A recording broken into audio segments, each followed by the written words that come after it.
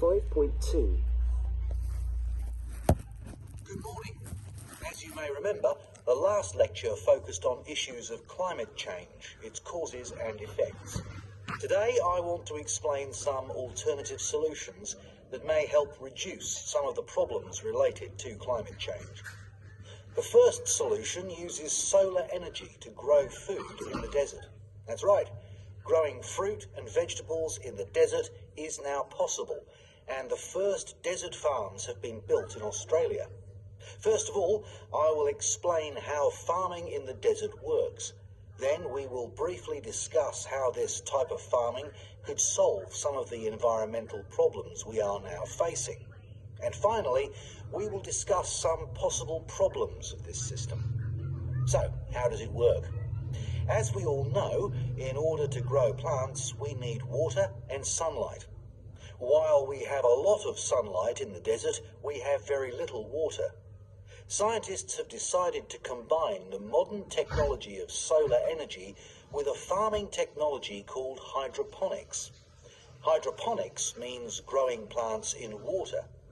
In the 1700s, scientists observed that plants don't need to grow in the ground.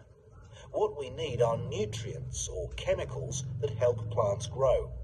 Nutrients are like food for the plants. Therefore, if you add the nutrients to water, you can grow your fruit and vegetables in water.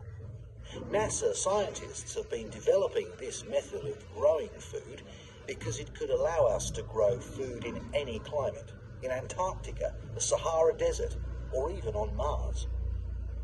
You might ask how this method of growing plants helps with the problem of global warming.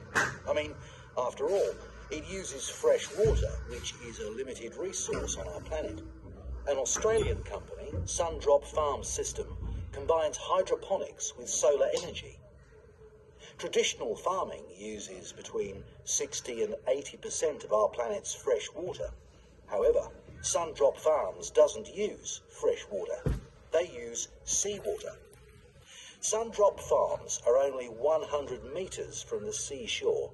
A line of mirrors reflects heat from the sun onto a pipe which has oil inside. The hot oil in the pipe heats up seawater which is inside special containers. When the seawater reaches 160 degrees centigrade, the steam from this process provides electricity. Some of the hot water is used to heat the greenhouse during the cold desert nights. The rest of the heated water goes to a desalination plant. Desalination means removing the salt from seawater to create clean, drinkable water. The desalination plant can produce up to 10,000 litres of fresh water every day. The farmer adds nutrients to the water and then grows fruit and vegetables. To summarise, the solar energy is used to remove the salt from the seawater, and the fresh water is then used inside the greenhouse where the plants are growing. As you can imagine, many people around the world are really excited about this technology. So far, Australian farms have grown tomatoes, peppers and cucumbers in this way. Many supermarkets are interested in buying these vegetables because they are grown without chemicals. Some people think this is the perfect solution to the world food crisis. After all, this way of farming can help us grow food in very difficult conditions. Furthermore, it uses seawater, which is a major advantage. Finally, the desert farms use solar energy and not fossil fuels.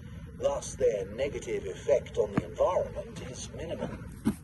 Taking all this into consideration, the quality of food, the use of seawater, and the minimal use of fossil fuels, I think that desert farms might be a very interesting way to farm in the future.